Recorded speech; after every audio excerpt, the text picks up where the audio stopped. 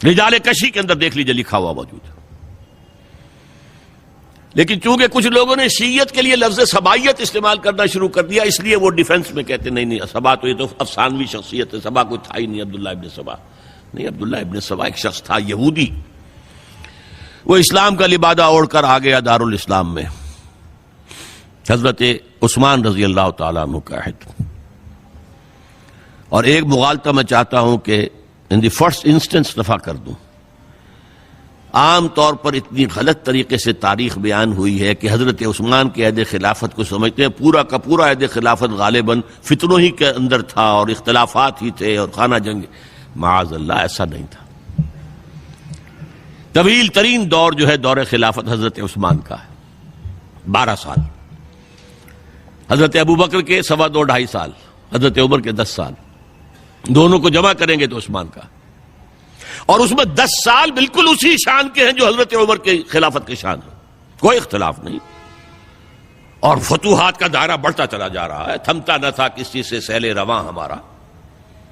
اس کے آخری ایام میں یہ شخص آیا اور اس نے ایک تو یہ کیا کہ پرانی جو قبائلی عصبیت تھی اس کو زندہ کیا. خلافت تو بنو ہاشم کا حق ہے، محمد ہاشمی تھے صلی اللہ علیہ وسلم. ہاؤ کم یہ ایک بنو امیہ کا شخص کیسے بیٹھا ہے؟ دیکھیے اس شخص نے کتنا انتظار کیا. حضرت ابوبکر بنو امیہ میں سے نہیں تھے، لہذا یہ فتنہ اس کے خلاف نہیں ہو سکتا تھا، کیونکہ چشمک جو تھی وہ بنو امیہ اور بنو ہاشم کی تھی، بڑی پرانی تھی. یہ بڑے برابر کے یہ 2 کلینز جو تھے مد مقابل تھے ایک دوسرے کے. باقی چھوٹے قبیلے تھے، بنو تیم ہیں، بنو عدی ہیں، لیکن مقابلہ تھا بنو امیہ اور بنو ہاشم کا. حضرت ابوبکر بنو تیم میں سے، حضرت عمر بنو عدی میں سے، بنو امیہ میں سے حضرت عثمان. اب اس کو موقع ملا، اب آیا یہ اموی، یہ بن گیا. یہ سب غاصب ہیں، ابوبکر بھی، عمر بھی، عثمان بھی. خلافت پہلے دن سے علی کی ہے اور اس کو ملنی چاہیے. اس سے آگے بڑھ کر، اور علی تو خدا ہے، انکارنیٹ، گاڈ انکارنیٹ. یہ اس کا عقیدہ جس نے پھیلایا.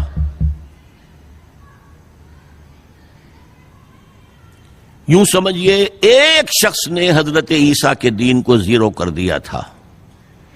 لوگ مانتے نہیں کہ ایک شخص اتنا کچھ کر سکتا ہے. یہودی اور سازشی ذہن، ان کی صلاحیت اور ذہانت. ایک شخص تھا پال، حضرت عیسیٰ کو خدا کا بیٹا بنانے والا. وہ توحید ختم، تسلیس آ گئی. شریعت کو ختم کرنے والا وہ حضرت عیسیٰ کہہ کر گئے تھے تم پر شریعت موسوی نافذ رہے گی. اس نے کہا نہیں، ایبروگیٹڈ، نو شریعہ. نمبر 3، حضرت عیسیٰ نے کہا تھا تمہیں تبلیغ کرنی ہے صرف یہودیوں تک. I have been sent only in search of the lost sheep of the house of Israel. میں صرف اسرائیل کے گھرانے کی کھوئی ہوئی بھیڑوں کی تلاش میں آیا ہوں، تمہیں باہر تبلیغ نہیں کرنی. اس نے تبلیغ کا دائرہ وسیع کیا. وہ دین مسیحیت ختم، وہ دین پالزم ہے جو چلا ہے اس کے بعد. سمجھ رہے اس بات کو؟ اور یہ ڈاکٹر مائیکل ہارٹ نے بالکل صحیح لکھا ہے کہ کرسچینٹی جب تک حضرت مسیح موجود تھے وہ سوائے ایک یہودیوں کے فرقے کے اس کی کوئی اور حیثیت نہیں تھی. لیکن پال نے اسے ایک انڈیپینڈنٹ دین بنایا. ایک شخص کی کارروائی ہے یہ ساری، اور آج پوری دنیا، پوری عیسائی دنیا اسی پر ہے، تسلیس پر بھی، اور شریعت ختم، اور دعوت جو ہے کرتے پھر رہے ہیں پوری دنیا کے اندر. اسی طرح اس نے کیا، قبائلی عصبیت کو چھیڑا اور حضرت علی کا مبالغہ کیا یہ خدا ہے، اوتار، گاڈ انکارنیٹ. تیسرا کام کیا کیا کہ حضرت عثمان رضی اللہ تعالی عنہ اور ان کے جو عاملین تھے، گورنر کوفے کا ہے، گورنر شام میں، دمشق میں ہے، گورنر مصر میں ہے، ان کے خلاف پروپیگنڈا شروع کیا. یہ بیت المال میں خیانت کر رہے ہیں، یہ غبن کر رہے ہیں، یہ اپنے عزیزوں کو جو ہے پال رہے ہیں، ان کو دے رہے ہیں، وہ اقربا پروری کر رہے ہیں اور یہ کر رہے ہیں، اور ٹیکنیک کیسی عجیب۔ کوفے میں کوفے کے گورنر کے خلاف بات نہیں کریں گے، دمشق اور مصر کے گورنر کے خلاف بات کریں گے۔ اب کہاں دنیا کے پاس ذرائع تھے کہ کوئی ویریفائی کرے بھئی یہ بات صحیح ہے کہ نہیں ہے، غلط ہے، نہ کوئی ذرائع رسل و رسائل ہیں۔ اور اگر آپ کوفے میں کھڑے ہو کر عثمان نے یہ کر دیا، عثمان نے یہ کر دیا، عثمان نے یہ کر دیا، یہ کر دیا، اب کون اس کو جو ہے اس کی تحقیق کر سکے گا؟ دمشق میں گئے ہیں تو دمشق کے گورنر کے خلاف کچھ نہیں، عثمان کے خلاف، اور کوفے کے گورنر کے خلاف اور مصر کے گورنر کے خلاف۔ مصر میں گئے ہیں تو اس کے خلاف کچھ نہیں، دمشق اور کوفے کے گورنر کے خلاف اور عثمان کے خلاف، اور پھر ہر طرف سے بلوائیوں کو لا کر گھیراؤ کر لیا حضرت عثمان کے گھر کا۔ یہ تحریک ہے جو بہت زبردست کامیابی سے ہمکنار ہوئی، یہودی سازش۔ اب تمام صحابہ کہہ رہے ہیں حضرت عثمان سے کہ آپ ہمیں موقع دیں کہ ہم ان کا سر کچل دیں۔ آپ فرماتے نہیں، یہ مجھ پر الزام لگا رہے ہیں نا، میں وضاحت کرتا ہوں۔ اپنے گھر کی چھت کے اوپر کھڑے ہو کر آپ نے کہا دیکھو یہ میں نے نہیں کیا، یہ میں نے نہیں کیا، میرے یہ احسانات بھول گئے ہو۔ حضرت علی نے مسجد نبوی میں کھڑے ہو کر جتنے الزامات لگائے تھے ان سب کی طرف سے برات کا معاملہ کیا کہ جھوٹ کہہ رہے ہو تم، عثمان پر کوئی غلطی جو ہے، کوئی خیانت ثابت نہیں۔ لیکن جنگ کی اجازت حضرت عثمان نہیں دے رہے۔ یہ میرے خون کے پیاسے ہیں نا، جب تک قتل نہیں کر لیتے جرم کہاں ہے؟ جب قتل کر لیں گے تم قصاص دے لینا، لیکن میں کسی کلمہ گو کی جان نہیں لینا چاہتا، صرف اپنی جان کے تحفظ میں۔ یہ ہے عزیمت کا پہاڑ۔ لوگ کہتے ہیں کمزور تھے، جان بچانے کے لیے تو آدمی پتہ نہیں کیا کچھ کر بیٹھتا، اور طاقت ہو تو طاقت کو کیسے استعمال کرے گا۔ حضرت امیر معاویہ کی طرف سے پیغام پر پیغام آ رہے ہیں کہ آپ ہمیں اجازت دیں میں فوجیں بھیجوں اور ان کا قلع کما کر دیا جائے۔ حضرت عمرو بن العاص کا پیغام آ رہا ہے مصر سے، آپ ہمیں اجازت دیں۔ طلحہ، زبیر، علی اجازت مانگ رہے ہیں مدینے کے اندر، آپ اجازت دیں کہ ہم جنگ کریں ان سے۔ نہیں۔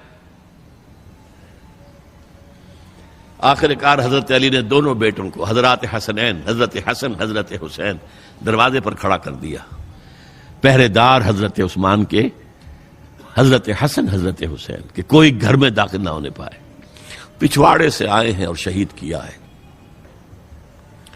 میرے نزدیک تاریخ کی مظلوم ترین شہادت بمانی مقتول فی سبیل اللہ وہ حضرت عثمان ہے۔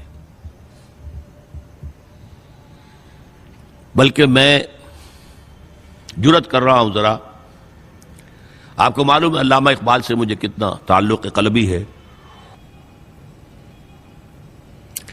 میں نے ان کے ایک شعر میں ترمیم کی ہے،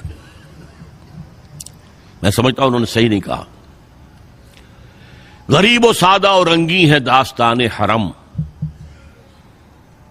نہایت اس کی حسین، ابتدا ہے اسماعیل۔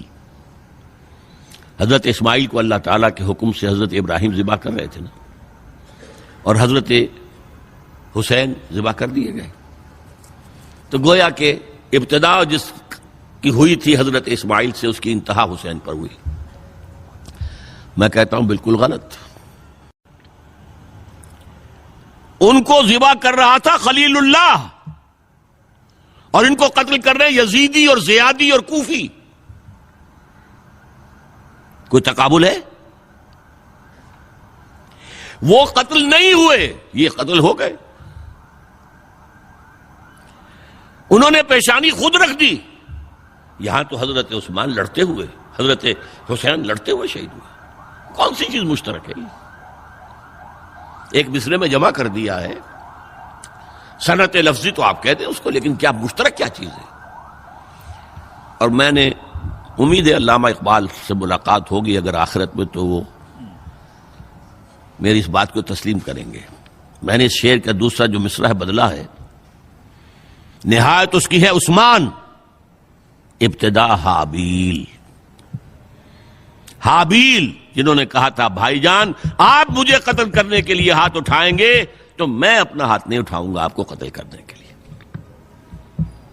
عثمان نے کہا کہ میں نہیں کسی کو قتل کروں گا، کسی کلمہ گو کو، جو مجھے قتل کر دیں گے پھر ان سے قصاص لے لیں۔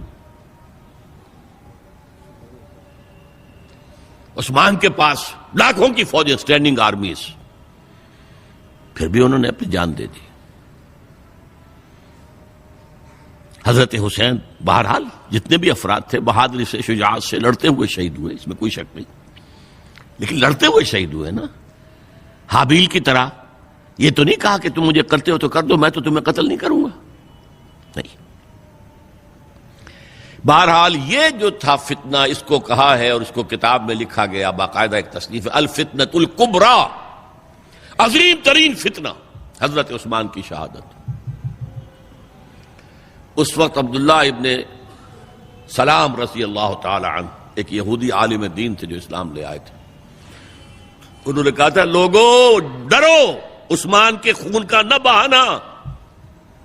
میں جانتا ہوں تاریخ بنی اسرائیل کی، اگر کبھی کوئی نبی جو ہے اگر شہید کیا گیا تو 70,000 آدمی اس کے بعد مارے گئے اللہ تعالی کی طرف سے،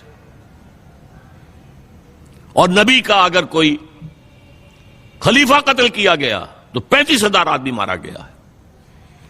تو اگر تم نے عثمان کو قتل کر دیا تو یہ خون کے دریا جو ہیں پھر آ جائیں گے امت کے اندر، باز آ جاؤ، خدا کے لیے باز آ جاؤ۔ لیکن نہیں، بہرحال حضرت علی رضی اللہ تعالی عنہ نے بلایا عبداللہ ابن سبا کو اپنے ہاں۔ تم کہتے ہو کہ میں خدا ہوں؟ ہاں آپ خدا ہیں۔